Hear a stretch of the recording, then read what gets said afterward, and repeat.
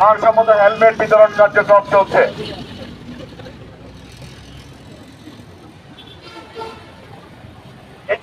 এই পর্যায়ে হেলমেট গ্রহণ করার জন্য অনুরোধ করছি মোহাম্মদ রবিউল হোসেন।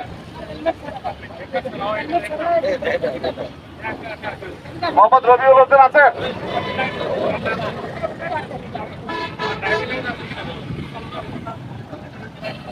মোহাম্মদ রায়হান আছেন? মোহাম্মদ রায়হান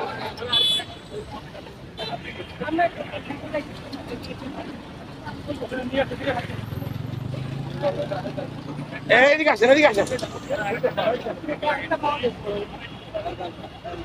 গাড়িটা নিয়ে এদিকে আসেন, গাড়িটা নিয়ে আসেন। জাতীয় নিরাপদ সড়ক দিবস 2025 উপলক্ষে সড়ক ও জনপথ চট্টগ্রাম ও বিআরটি চট্টগ্রাম কর্তৃক বিনামূল্যে মানসম্মত হেলমেট বিতরণ কার্যক্রম। বিনামূল্যে মানসম্মত হেলমেট বিতরণ কার্যক্রম।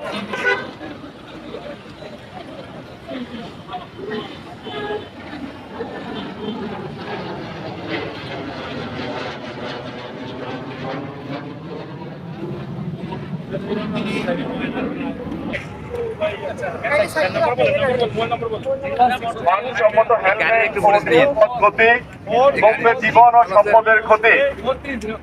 মানসম্মত হেলমেট ও নিরাপদ গতি।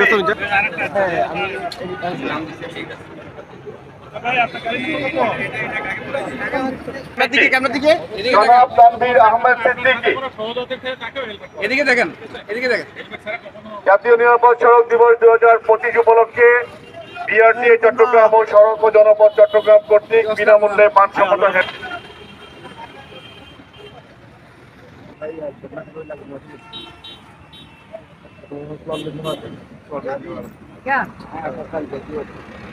চট্টগ্রাম ও সড়ক ও জনপথ দক্ষিণ চট্টগ্রাম কর্তৃক আমাদের না ভাই আর নাম কেন আমাদের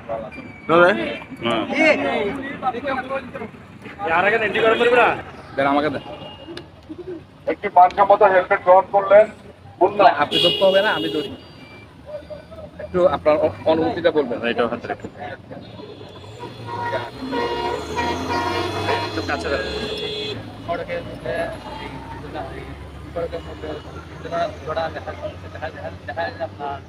এই হেলমেট না থাকার কারণে অনেক পথযাত্রী বা ড্রাইভারও অনেক সমস্যার সম্মুখীন হয়, মৃত্যুবরণ করে।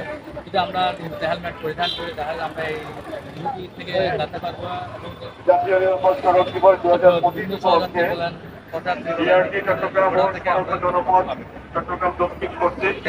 আমি সাধুবাদ জানাই ওনাদেরকে এই কার্যক্রম পরিচালনা করার জন্য, এবং এটাতে গণসচেতনামূলক অনেক মানে ইয়া থাকবে আর কি, মানে একটা মেসেজ থাকবে।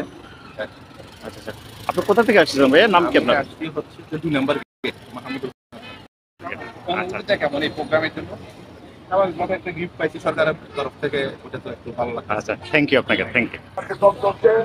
এই পর্যায়ে হেলমেট গ্রহণ করছে মোহাম্মদ ওসমান আলী। আপনার অনুভূতিটা বলেন। এই যে আজকে নিরাপদ সড়ক দিবস উপলক্ষে বিআরটি কর্তৃক যে হেলমেট প্রদান প্রোগ্রাম হচ্ছে, এখানে আমরা অংশীদার হিসেবে আমরা হাইওয়ে পুলিশ থেকে আসছি, আমরা হাইওয়ে থানা পুলিশ। এইটা আমার কাছে মনে হয়েছে যে যদি হেলমেট ইউজ করে, ম্যাক্সিমাম আমরা দেখি যে সড়ক দুর্ঘটনার প্রায় 33% মোটরসাইকেলের আরোহীদের বা মোটরসাইকেল যারা চালায় তাদের দ্বারাই দুর্ঘটনা সংঘটিত হয়। এই দুর্ঘটনা রোধে হেলমেট খুবই গুরুত্বপূর্ণ ভূমিকা পালন করে। এবং হেলমেট সেটা যেন তেন হেলমেট না, একটা মানসম্মত হেলমেট। মানসম্মত হেলমেট প্রদান করে সে নিজে পড়বে এবং সহযাত্রীকে পড়াবে, তাহলে সড়ক দুর্ঘটনা অনেক অংশে কমে আসবে এবং মোটরসাইকেল আরোহীরা নিশ্চিন্তে তাদের গন্তব্যস্থলে পৌঁছাতে পারবে। এখন এই যে একটা উদ্যোগ বিআরটিএ কর্তৃক নিয়েছে, এটাকে আমরা সাধুবাদ জানাই। এটা আমার নিজের চাকরির ক্ষেত্রে এবং আমার প্রয়োজনীয়, আমার নিজেরও যদি প্রয়োজন হতো তাহলেও আমি এটাকে বলবো যেটা খুবই ভালো একটা কাজ এবং ভালো একটা উদ্যোগ চট্টগ্রাম বিআরটিএ গ্রহণ করেছে। আচ্ছা, ভাইয়ের কাছে আমার আরেকটা প্রশ্ন থাকবে যে যদিও প্রশ্নটা আপনাদের রিলেটেড, সেটা হচ্ছে সব কিছুর পিছনে কারণ হচ্ছে এই মানুষের যান নিরাপত্তা এবং মৃত্যুর ঝুঁকি কমানো। সেই ক্ষেত্রে আপনারা যে হাইওয়েতে কাজ করছেন, আমরা যেটা জানতে পেরেছি যে হাইওয়েতে কিন্তু বিশেষ করে লবণ ট্রাকের কারণে কিন্তু বিশেষ পটি এলাকাটাতে কিন্তু রাস্তা পিচ্ছিল হয়, যার কারণে বেশিরভাগ দুই চাকার গাড়িগুলো মানে মোটরসাইকেল কিন্তু বেশি দুর্ঘটনা ঘটে।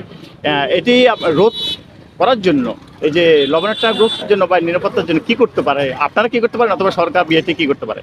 না, বিআরটিএ যারা আছে এখানে বিআরটিএর কারণে আমার কাছে মনে হয় যেটা সড়ক ও জনপথ তাদের কাজ।